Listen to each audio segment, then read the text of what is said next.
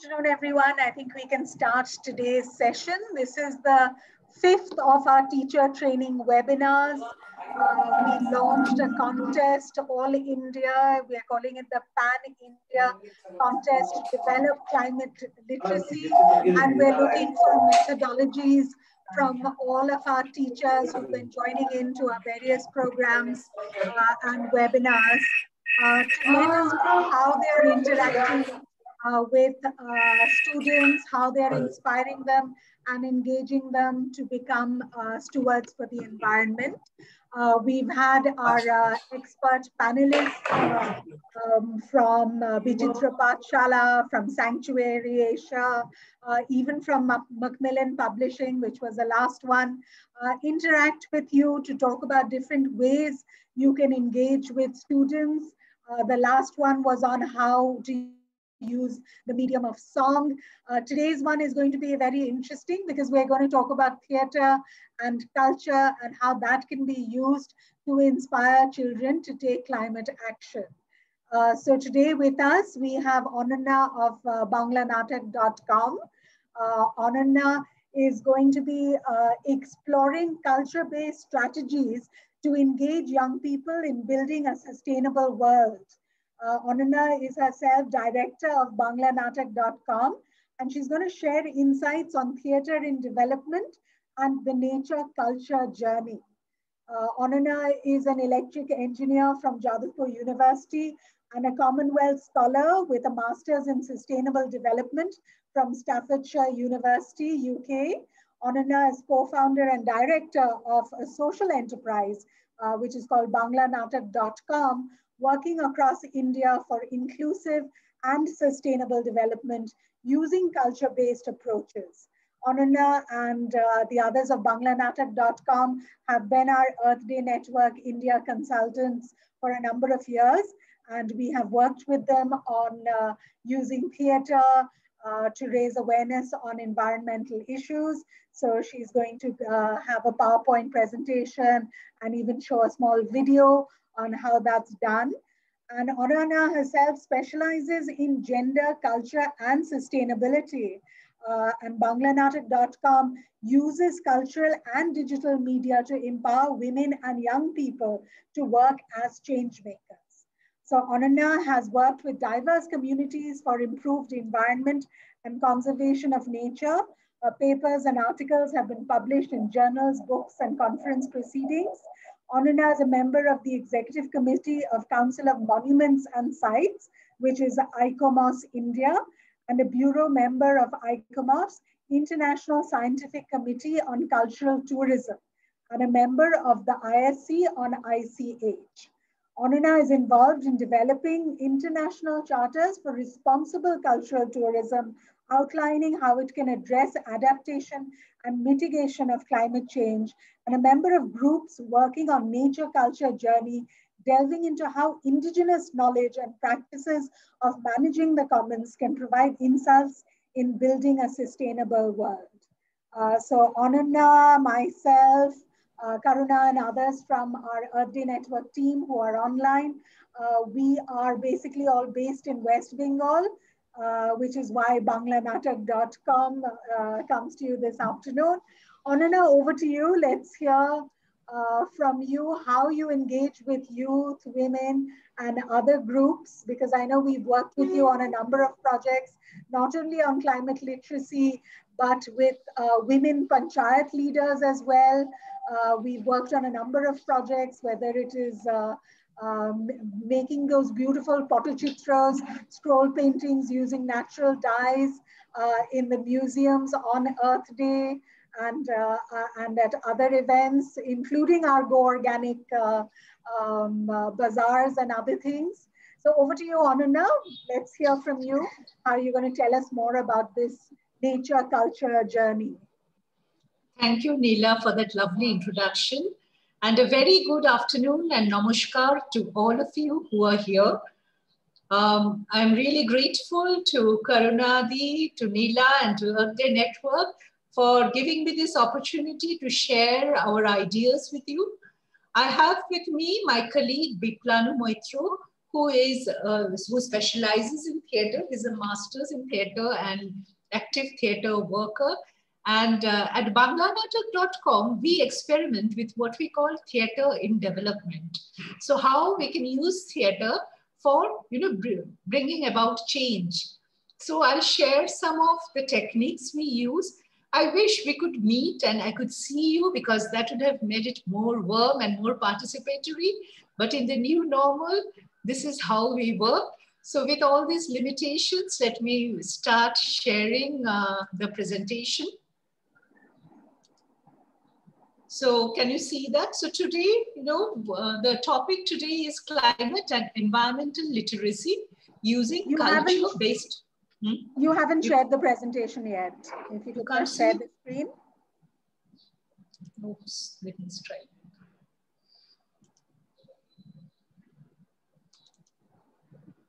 Right. If you could just make it a full screen, then it would be even better. So can you see the screen now? Yes, perfect. Okay. So the topic today, which Neela had shared, was that we are working with the teachers on climate and environmental literacy, how we can, strengthen this in our school environment. And what I'll be talking today is how we can use theatre, specifically as a participatory tool, and also share some of the discourse which is going on around the world on nature culture journey. And that is how, nature has been always part of our life and how we are tending to forget. And maybe that's why we are having so many problems. Now, when we're talking about a climate literate young person, what are we expecting? We're expecting that the young person understands the basic principles of the Earth's climate system. They know how to assess scientifically credible information about climate. They're able to communicate about climate and climate change in a meaningful way. And they're able to make informed and responsible decisions and choices with the actions they initiate in their personal life, in their work life, in their community life. And when we think of this,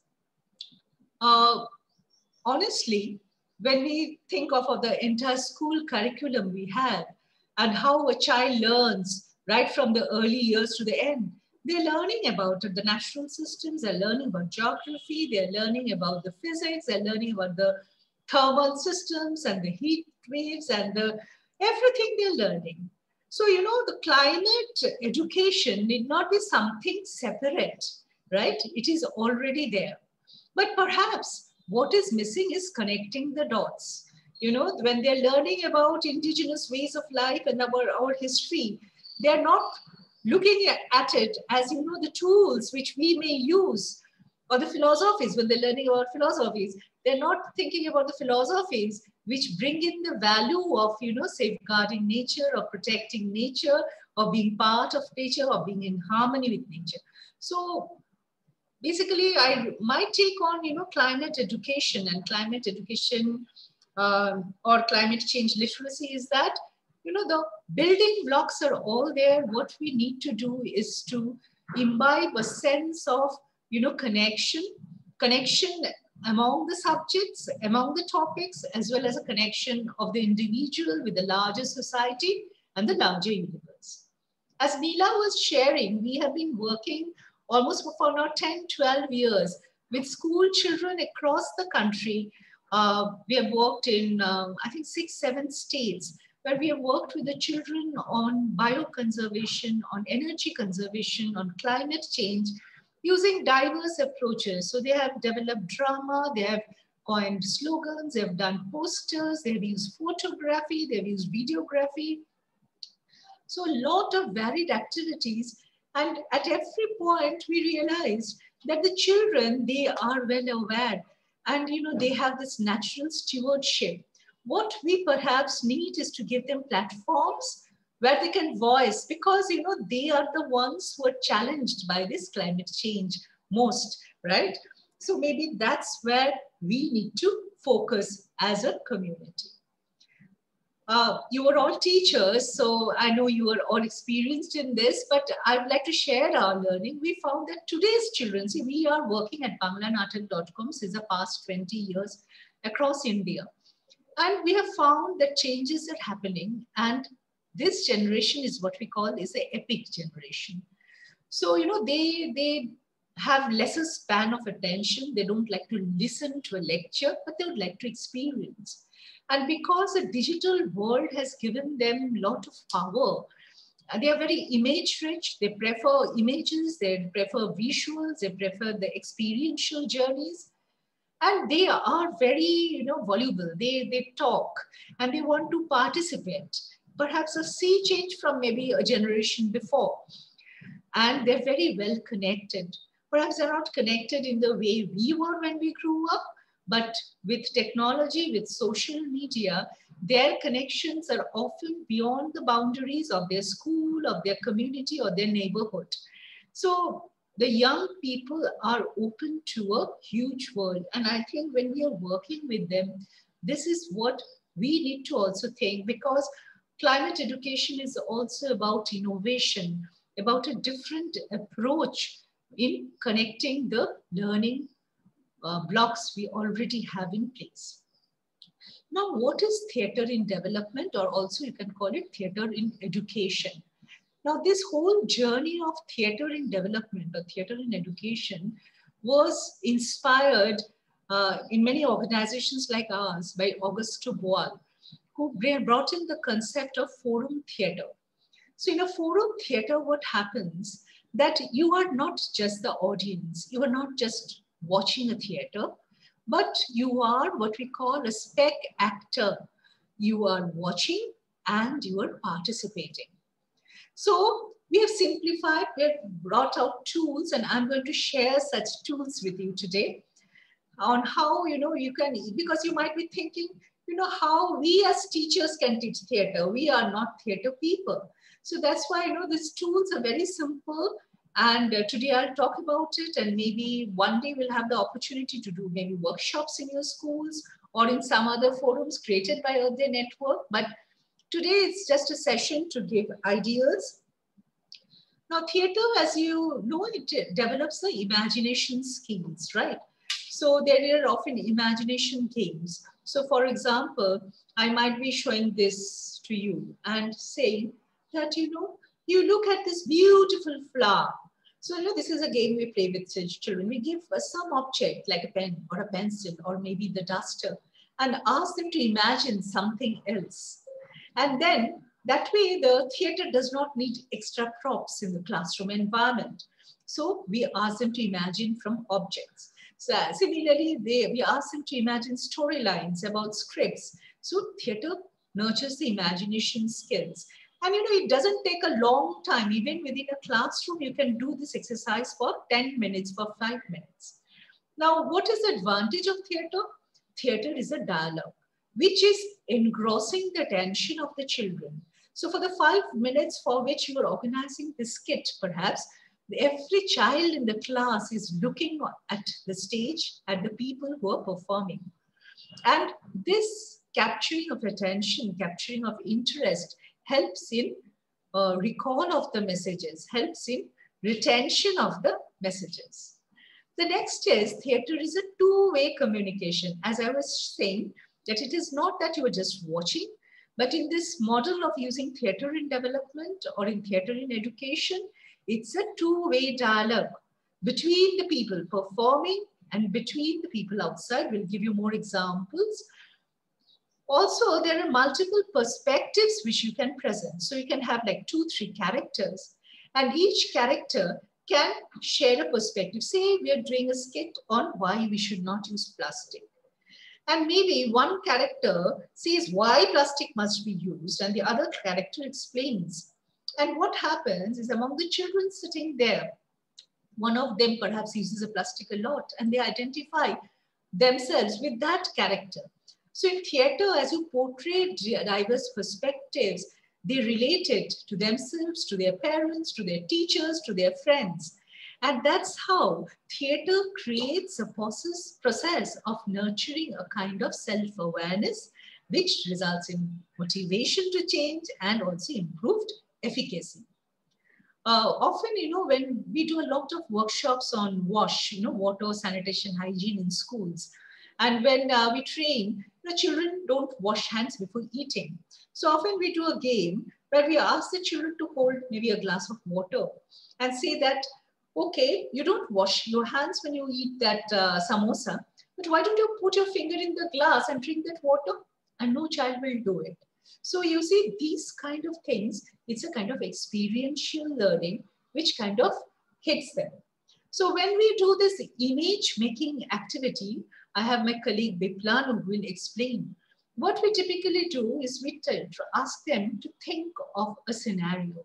Say, for example, if today all of you had videos open, I was thinking we could do it all together, but since it's a webinar format, I can't see you. But because of the past 1 year, we have not been able to do in-person programs. We are now using each of these windows as, as a stage, and we are doing Theatre West workshops. And say you ask each child to play a role. Say, I become what is this? I become the deer. Can you see my hand? Here, right? I become the deer. Or I can become the swan. And then maybe you ask a question that, how am I affected by climate change? And that, I can draw and show it in this window. In the class, you can do it in the classroom environment. You can add a dialogue to the image where each child possesses, as if it's maybe say you're working with primary children and they act out animals and birds in classroom activities, we know. So with that, if we pose the question that you are the polar bear, and do you know how you're affected? And he shows or she shows that, the ice is melting and the polar bear is not even able to stand. Something like that, they can portray. So you can add images like this. Sometimes you create an image and ask them to add dialogue. Sometimes you might be doing a scenario like a boy who eats and throws the plastic, litters the road. And then you ask a child, would you like to change this scenario? How would you change the scenario? And that's how the spectator becomes actor. At this point, I'll just stop the screen sharing and maybe request Biplanu to explain a little bit more. Biplanu, can you turn on the video, please?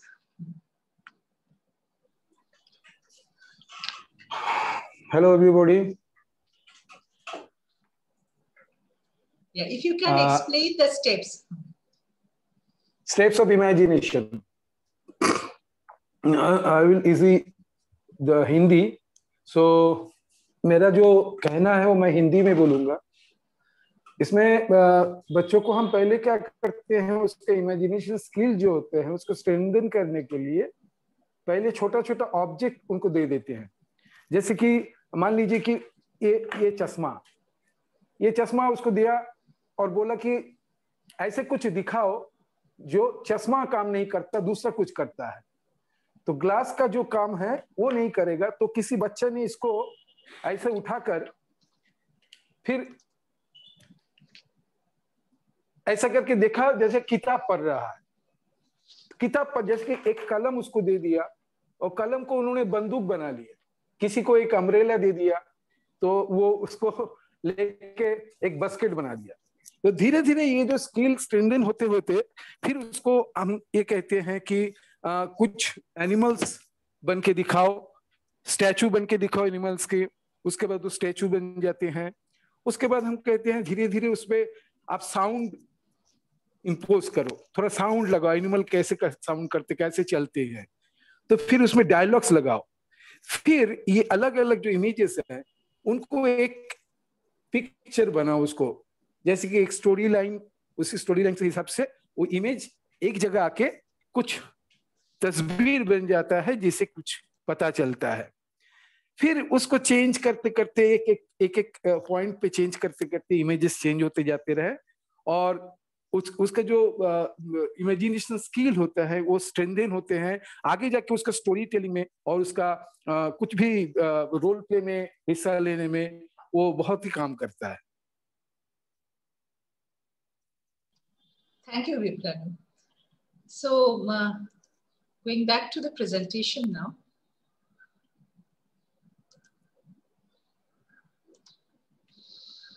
So that's how we use theater. And you know, believe me, within a day, children, they develop storylines, they develop movements, actions. So you can easily do this in a classroom environment. And whenever you're teaching, maybe that makes them ponder, you know, that makes them think, that makes them reflect. And also they think how we can change the situation. That's a part of theater. Sometimes we just use storytelling. So this is one example where we are using storytelling. Now, what is storytelling? In storytelling, typically we again engage people to develop storyboards. Of course, for any activity, we first do the brainstorming. We try to identify the problem they are going to solve, trying to get them, you know, identify the message they are going to give. So these are all the building blocks. And in a simple storyline, we encourage them to think of just two characters, not too many. And one character is the protagonist with a positive message, and the other is not the negative character. The other is the character showing the wrong action, but not totally negative. This is something very important because each of us, you know, we have habits which we need to change. But if I show to me or to you a habit as something very bad, there comes in the denial, you know, attitude of denial. When you say, think that it's not me, it's so bad. So what a very important messaging in theater or in storytelling is that don't portray the negative behavior or the behavior to be changed as bad or total negative, because that way communication fails. And often we do this risk in storylines. We show this boy who is extremely naughty or the girl who is extremely lazy. Now, so we should not make someone totally black, right? So in these 2 or 3 stories, sometimes we build the stories in circles like this, where each person adds to the story, you know, reaching to a conclusion. And at the end, there is someone, the facilitator, which can be the teacher, who asks for a commitment for action. So if it is a story on, say, saving water and remembering to close the taps, or, you know, when you are walking down the road and you see an open tap, you just take the step to close it, something very simple like that. Or if you see litter in the park, you just pick it up and put in the bin. You know, these can become simple actions, simple skits, simple stories. Now you are seeing these people light a candle. Now these are some of the interesting elements which you can add to the storytelling, but people are sitting, but you can create the ambience. So when we use this, often it is perhaps the teacher who is telling the story, and we ask the children to close their eyes, and maybe we are talking of the birds who are losing their nests because all the trees are being cut. So, you know, you make, with every child with the eyes closed, you can create the ambience. So perhaps, you know, sound of trees being cut, or a hushed sound of, you know, the rustle of leaves. Or maybe we can talk of climate change where forests are burning. So you light a matchstick and put that burning matchstick near the nose, and you get that burning smell. And all that adds to the experience. So these are very simple tricks of theater which you can use. Biplanu, would you like to add to this anything? Like how you use this black and white game. Would you like to add that? Black and white, actually, this is a participated game. It's a participated game, जिसमें हम बच्चों को दो white and black दो group में divide करते हैं, और black means bad, white means good. तो एक टीम आपस में जैसे दोस्त लोग बात कर रहे हैं, चर्चा कर रहे हैं, और अचानक रास्ते से कोई जा रहा था तो रास्ते में वो थूक दिया. तो थूकने के बाद जो व्हाइट थे वो लोग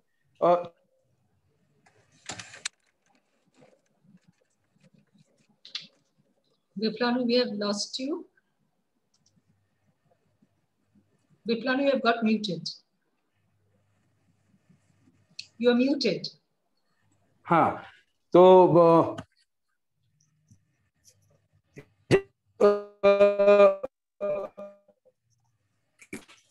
दूसरा ग्रुप में जब काम हमारा टूर था, पूरी कैसा हुआ, तो बोले बहुत अच्छा घूमा. बोले हम लोग को खाजा खिलाओ. बोले खिलाएंगे सबको, लेकिन पहले हाथ. तो जो वाइट वाले थे वो लोग चिल्लाने लगे व्हाइट व्हाइट, यानी कि ये गुड हैबिट है।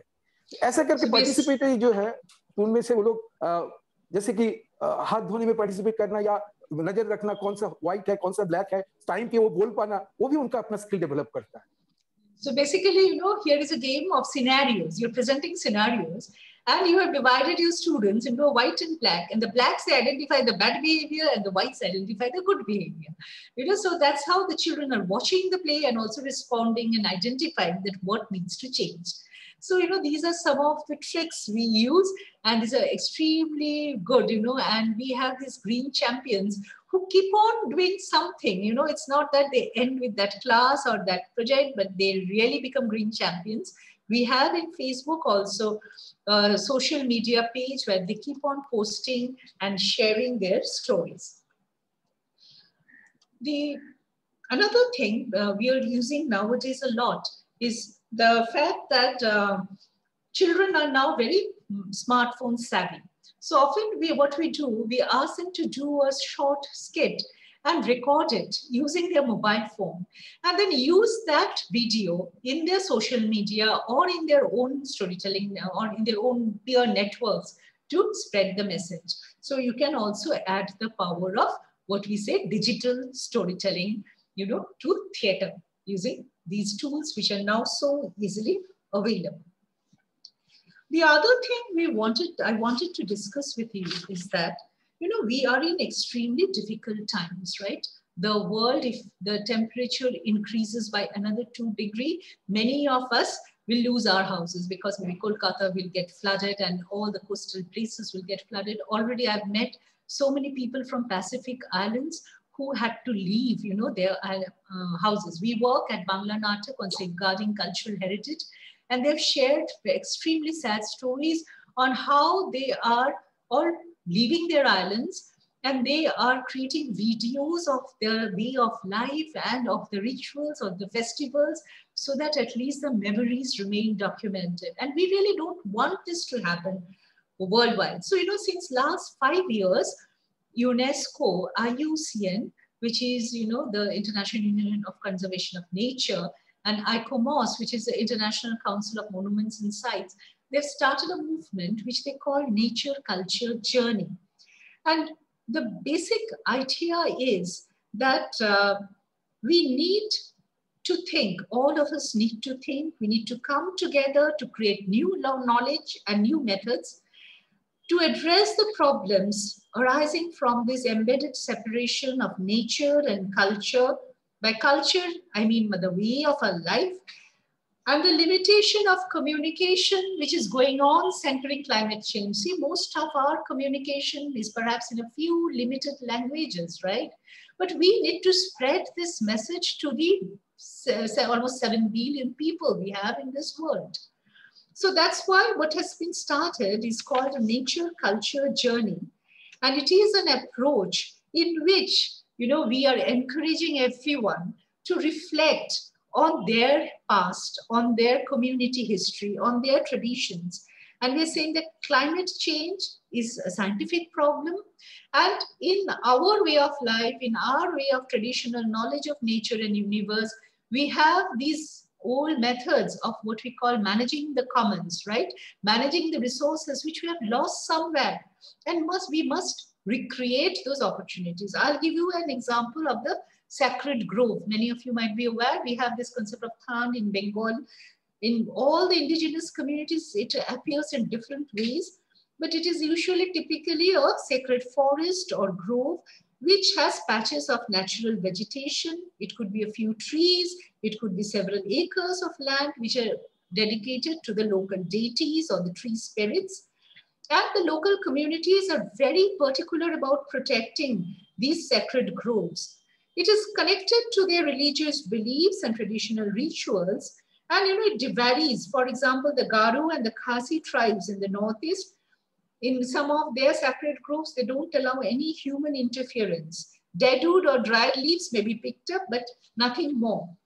But what do these sacred groves do? It has been found through research that many of these sacred groves are now almost the only place where you can find some of the biodiversity, some of the natural diversity which has been conserved.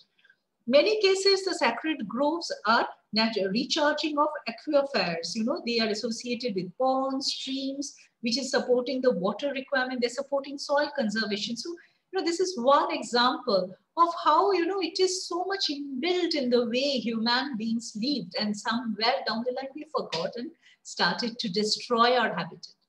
So here in the screen, you are seeing the photo of what we call Bon Bibir Pala.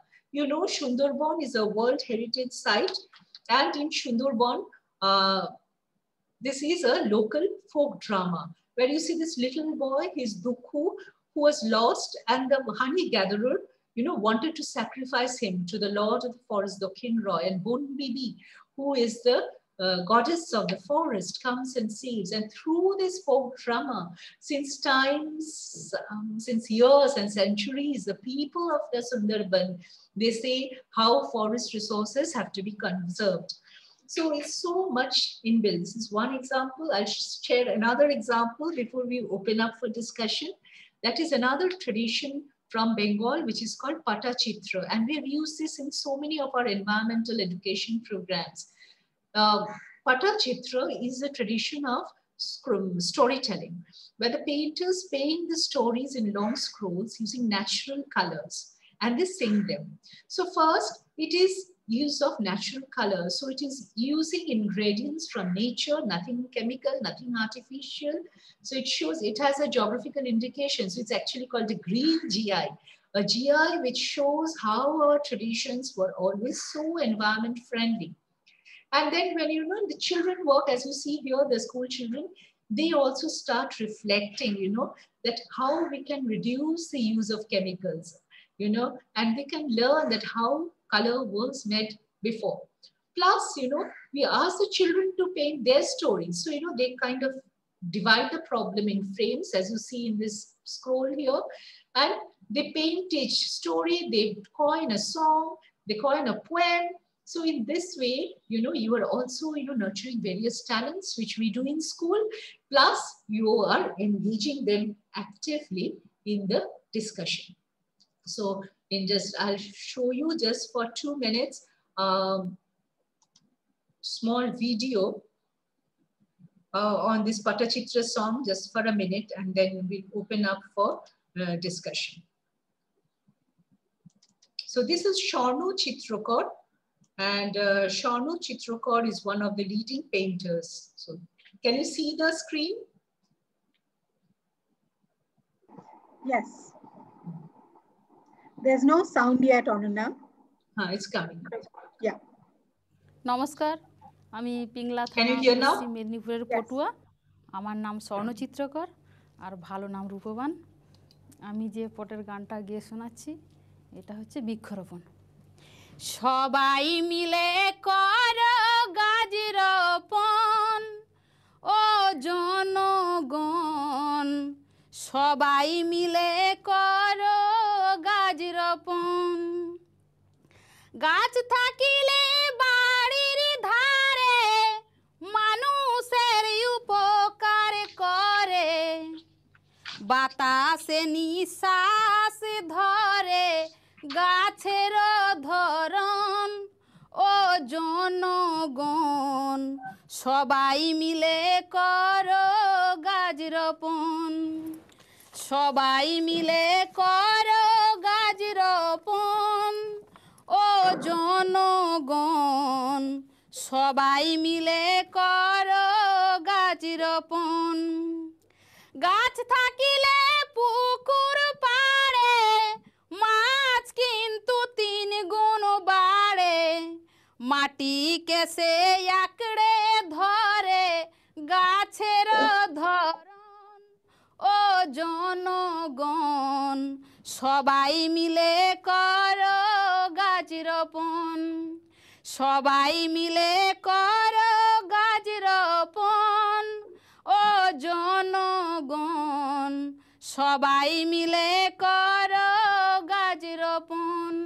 তাল গাছেতে উপকার পাই, তাল গুড়ার মিছরি তো খাই। তাল গাছেতে উপকার পাই,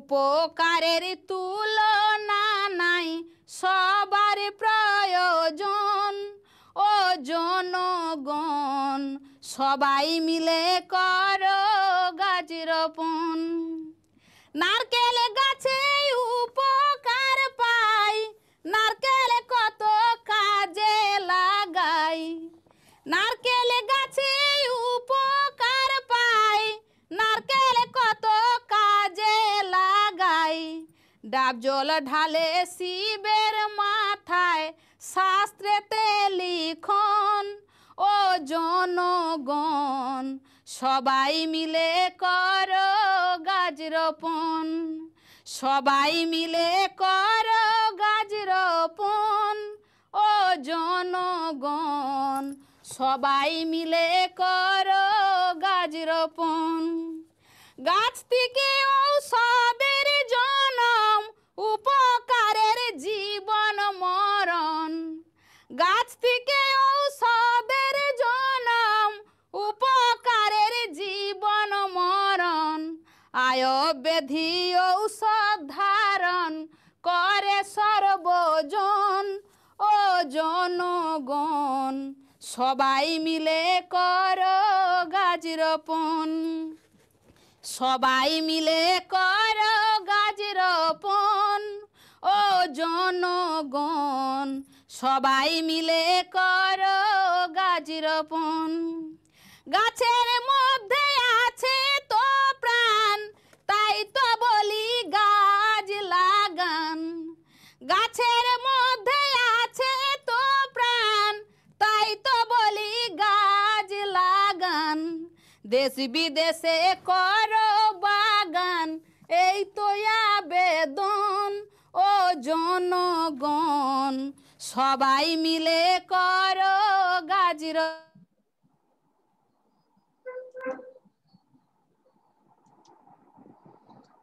So you see, in such a succinct way, our traditional storytelling, she was covering all the important points, related to why we need to have trees. And, we have had workshops where patuas have come and worked with children and helped them develop their own scrolls and own stories. So these are very interesting approaches, of using culture-based approaches to connect the dots of what the children learn in the regular curriculum. In our journey of making education gender inclusive, some of the tips we used were, maybe when we did sums in school, it was always father going to the market and buying 3 fish and 4 apples and 7 oranges. But nowadays, the books will have mother is going to office and she did not get a taxi. So we are increasing the gender awareness through the sums, through the stories, through the success stories, through the history, even the letters. So, your teachers are doing it. I know you are doing it. So same thing we need to do for climate education. We need to put it in all the classes, in all our elements, and maybe even in our sums, where, children get, hammered all the time and they understand and they reflect. I think that is what I think is the most important thing. And they need to get exposed to the traditional values we had, of minimal usage, of minimizing the need. Gandhi told us, right? The world is enough for everyone's need, but unfortunately we are all greedy. So with that, I conclude and let me know if you have any questions, and thanks once more. Thank you so much, Ananya. I know we did a theatre project with you, and we did do it in a number of states. And we found that students in different classrooms in different states had different environmental issues that they wanted to raise awareness upon. So what came out in a theatre in West Bengal was completely different from the theatre lessons in Rajasthan. Could you tell us a bit more about that? Okay, so Rajasthan, water was a huge problem. So, in their theatre, that really came up as a topic. While in West Bengal, we found, because we were doing perhaps in Kolkata, the lack of trees, the lack of green vegetation was, I think, more popular with the children. They were showing the pain which a tree has when it is cut down and things like that. So, that's how, they kind of related to the problems around them. So as I said, you know, theatre gives the children a voice, gives them, nurtures their thought process, helps them to reflect and helps them to advocate. And all this strengthens our journey. And we all need to become very creative and very collaborative to ensure that climate change is mitigated, you know, the impact is mitigated. Yeah, so this is what I wanted to bring forth, that the children themselves, they feel that they really need to do something for the environment, and depending on where they are, their issues may be different according to, you know, as we mentioned, whether there's flooding happening or whether there's a drought happening. So they want to bring out all these issues forward. We also have Karuna Singh with us. Karuna, if you'd like to unmute yourself. We were just discussing all the various ways. We've had a session on storytelling. Bichitra Pathshala told us how to use the moving images as we do in our Earthfield competitions to build environmental literacy. One can use song, one can use theater. If you'd like to jump in and tell us other methodologies that teachers have used, we'd love to hear from any of you amongst the participants. If you raise your hand, maybe I can also unmute you as well.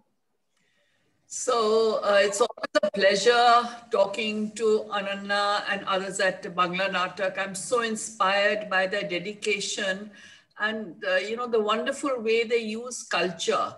I mean, it's really very, very inspiring. And yes, the theatre workshops were a great hit because, you know, you help the children develop the script, enact the script, and then very importantly, we close the loop by making them present those to people who could work on issues that they were anxious about. So thank you so much for all you do.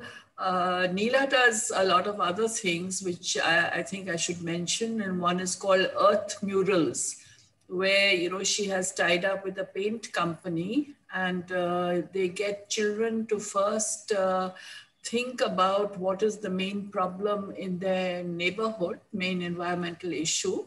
And then the children are taught how to paint, you know, messages about this on the outer walls of their academic institutions, so that those parents who come to drop them, or drivers or bus drivers or whatever it may be, or even passers-by, can benefit from it. And it was a wonderful experience, Neela, if you will agree, because, you know, the way to paint, children are used to sitting and painting on flat surfaces, but here they had to paint, you know, standing up on walls.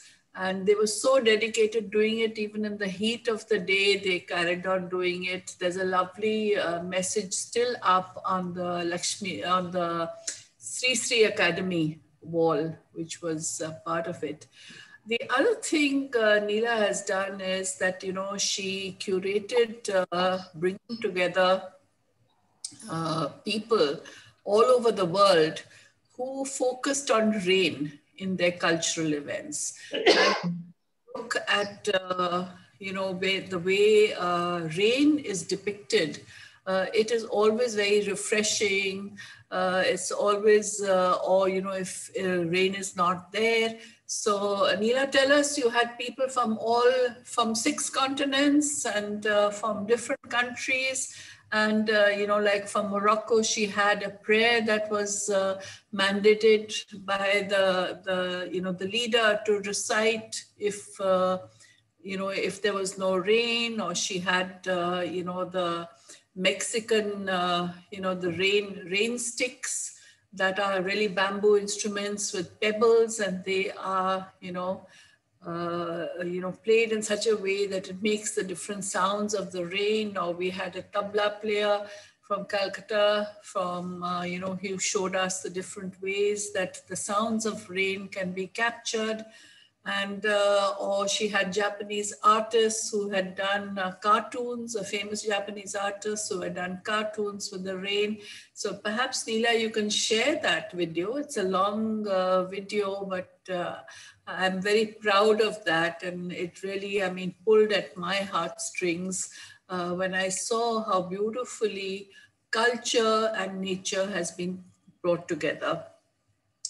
Another of my colleagues, Devapriya, she has been running programs that say, that are very relevant to this COVID time. It's called Earth Speaks, Are You Listening?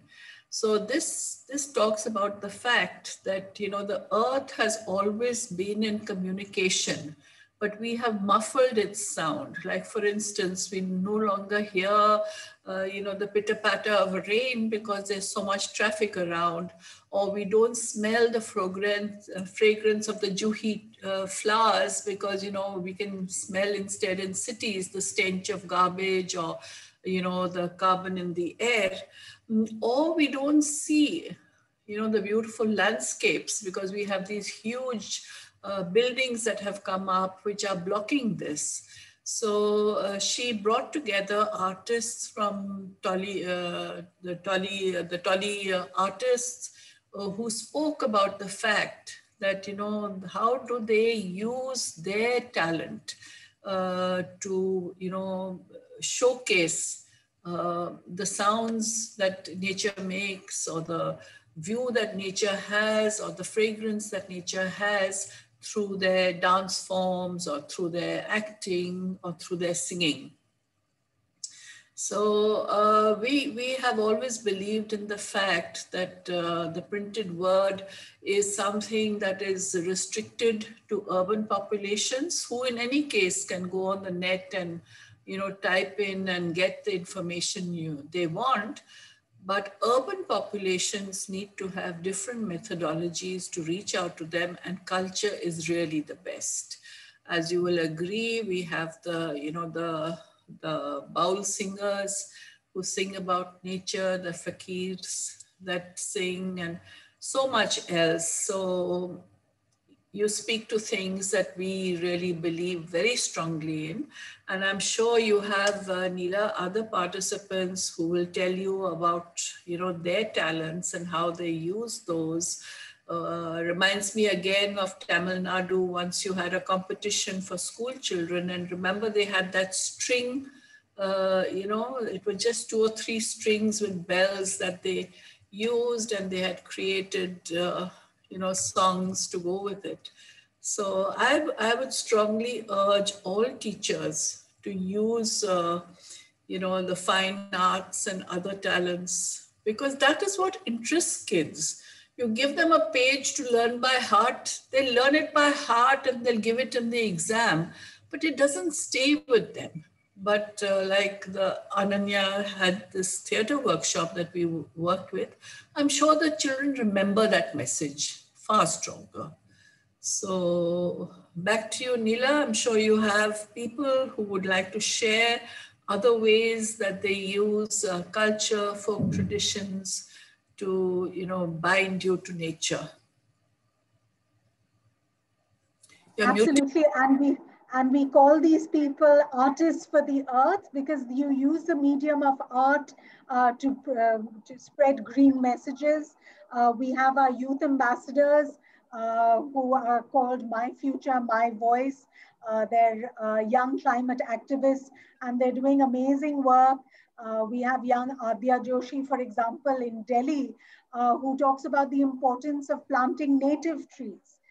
So if you give these youngsters a voice, they really can use different platforms. And you mentioned social media. So they're all over social media promoting all these various initiatives, whether it's planting trees, whether it's focusing on climate literacy, whether it's ending plastic pollution.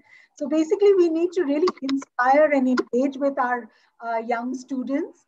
And we've also started something with Sesame Workshop, who is also on our panel for our Pan India contest for teachers. And this is for youngsters aged 6 to 10 to tell us what they are anxious about, what they think of the environment as well. I'm going to put it up on our chat. And if anyone would like to spread this message to other youngsters, perhaps with the help of their parents, they could fill this up. You could actually even submit a video. You could submit, as we said, a poster and other things. But do fill up the survey, because this will allow us to reach out to other stakeholders. We're going to reach out especially to the government and authorities in Delhi, and on how we can introduce climate literacy more as a focus, because we do have climate education, but is it leading to action? Is it leading to climate literacy? That is what we're trying to focus on. I'm just going to put the request for this survey in the chat box. If you can have students between the age of 6 to 10 fill in the survey, we would be taking the outcomes of these, some of the main concerns of children, and reaching it to the authorities, reaching it to the larger stakeholders. So we really want the students to have a voice. We definitely want them to become stewards for the environment. And we hope that all the teachers who are watching are going to submit their methodologies on taking climate literacy forward. The last day was supposed to be today, but we have extended the deadline. It is now 15th of April. So I look forward to receiving lots more submissions from y'all. If y'all have any questions, you can email us. I will put in our email address, which is earthdaynetworkindia@gmail.com. And we will be happy to interact with you and help you with your submissions as well.